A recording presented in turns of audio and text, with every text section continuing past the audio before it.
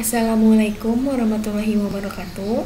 Perkenalkan, kami dari kelompok 6 akan mempresentasikan materi tentang makanan bergizi seimbang dan permasalahannya dengan bimbingan dosen pengampu Bapak Dr. Yusuf Ibrahim, SPD MPD, dan Bapak Sofyan Handrayana, SPD MPD.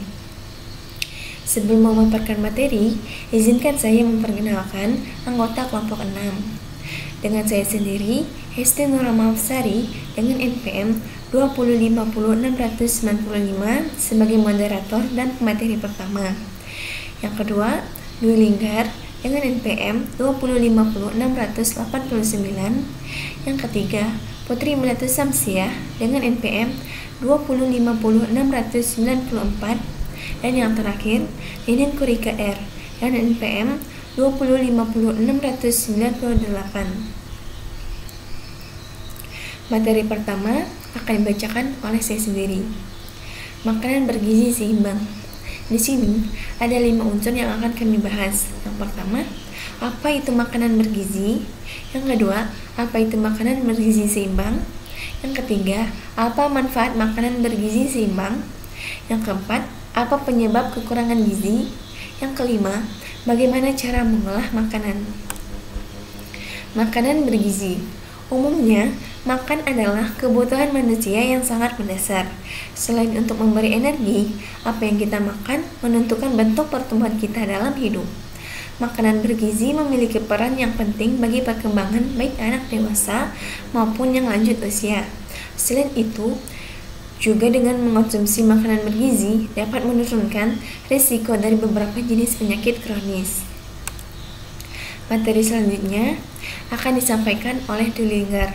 Kepada Dwi Linggar, dipersilahkan. Baik, di sini saya sebagai pemateri pertama.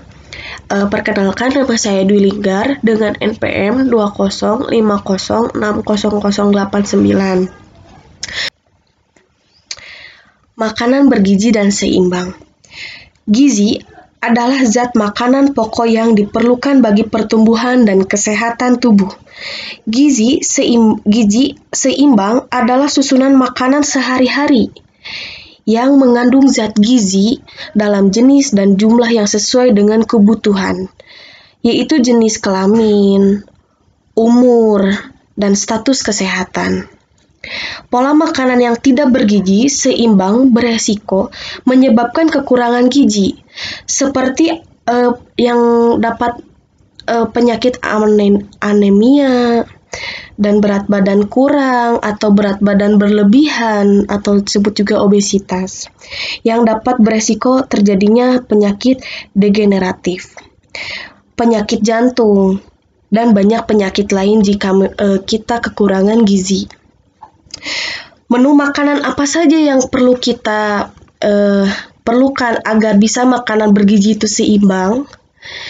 Yaitu seperti makanan pokok. Makanan pokok itu seperti nasi, jagung, singkong, roti, atau sagu.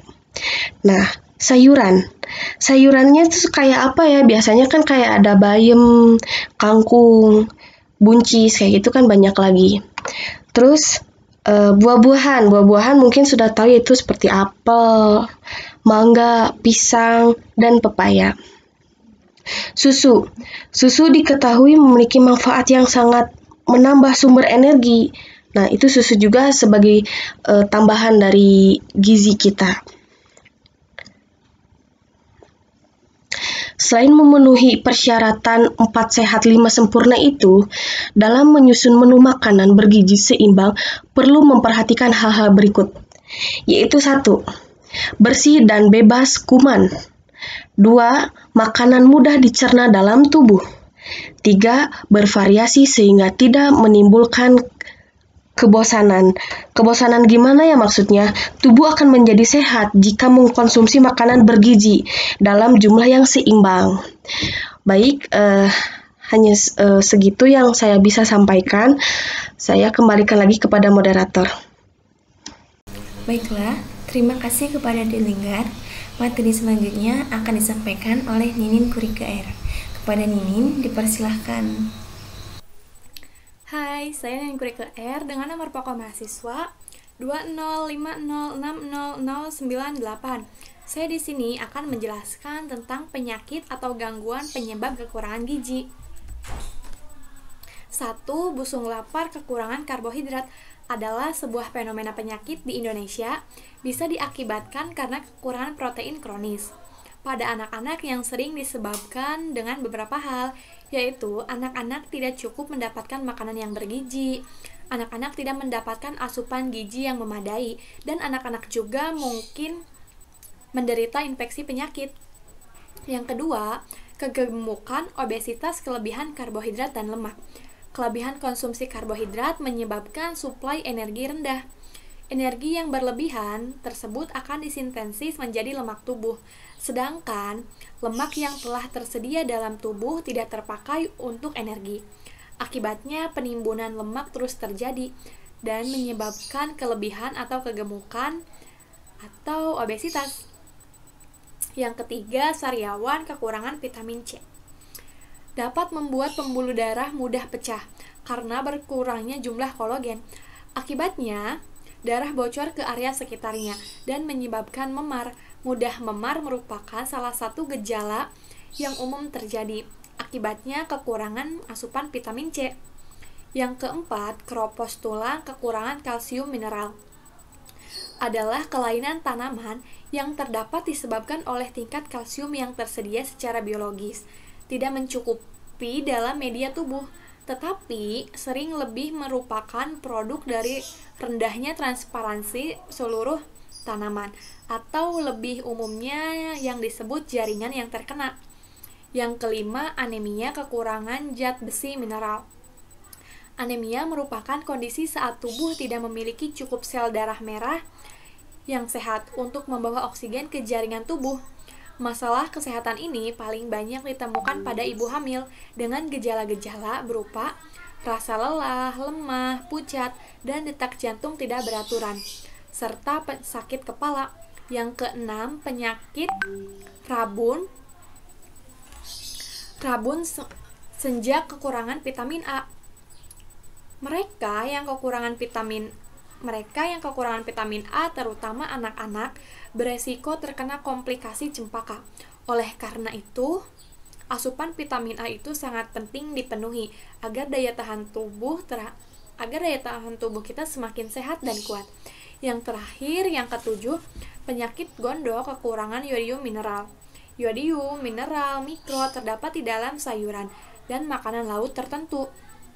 Yodium sangat penting untuk fungsi tiroid normal. Gejalanya berupa pembesaran kelenjar tiroid yang menyebabkan tonjolan di sekitar leher gondok, kelelahan, sembelit, dapat terjadi penanganan suplai yodium. Nah, selanjutnya, cara mengolah makanan. Pengolahan makanan adalah proses pengubahan bentuk dari bahan mentah menjadi makanan yang masak atau siap santap dengan memperhatikan kaidah cara pengolah makanan yang baik, yaitu materi selanjutnya akan dijelaskan oleh pemateri keempat. Terima kasih kepada Ninin. Materi selanjutnya akan dibacakan oleh Putri. Kepada Putri, dipersilahkan. Baik, saya Putri Milatus Syamsiah dengan NPM 2050600094. Di sini saya akan membacakan materi selanjutnya dari materi yang berjudul Makanan Bergizi Seimbang dan Permasalahannya. Materi selanjutnya yang akan saya sampaikan adalah cara pengolahan makanan yang baik. Cara pengolahan makanan yang baik adalah 1. Tempat pengolahan makanan atau dapur harus memenuhi persyaratan. 2. Menu disusun dengan memperhatikan kesehatannya.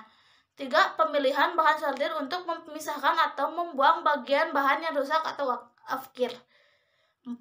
Peracikan bahan, persiapan bumbu, persiapan pengolahan, dan prioritas dalam memasak harus dilakukan. 5.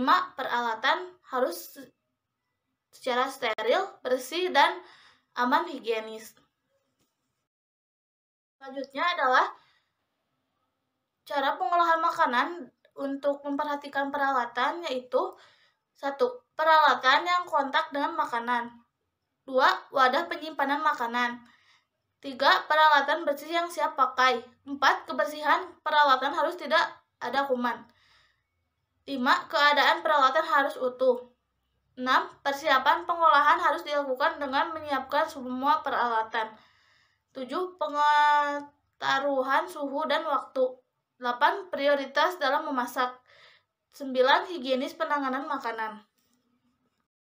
Yang terakhir adalah manfaat makanan bergizi seimbang. 1. Mencegah anak kekurangan gizi. 2. Mencegah kondisi kelebihan berat badan atau bisa disebut dengan obesitas. 3. Mendukung pertumbuhan tulang dan tumbuh anak. 4. Mendukung pertumbuhan otak anak. Sekian materi dari saya. Terima kasih. Jadi kesimpulannya adalah gizi adalah zat makanan pokok yang diperlukan bagi pertumbuhan dan kesehatan tubuh. Gizi seimbang adalah susunan makanan sehari-hari yang mengandung zat gizi dalam jenis dan jumlah yang sesuai dengan kebutuhan tubuh, yaitu jenis kelamin, umur, dan status kesehatan. Pola makan yang tidak bergizi seimbang beresiko menyebabkan kekurangan gizi, seperti anemia dan berat badan kurang. Dapat pula terjadi gizi berlebih atau obesitas, yang dapat berisiko terjadinya penyakit degeneratif, seperti hipertensi, penyakit jantung koroner, dan diabetes mellitus. Baiklah, sekian yang dapat kelompok kami sampaikan. Apabila ada kesalahan kata, mohon dimaafkan. Kami akhiri dengan wassalamualaikum warahmatullahi wabarakatuh. Terima kasih.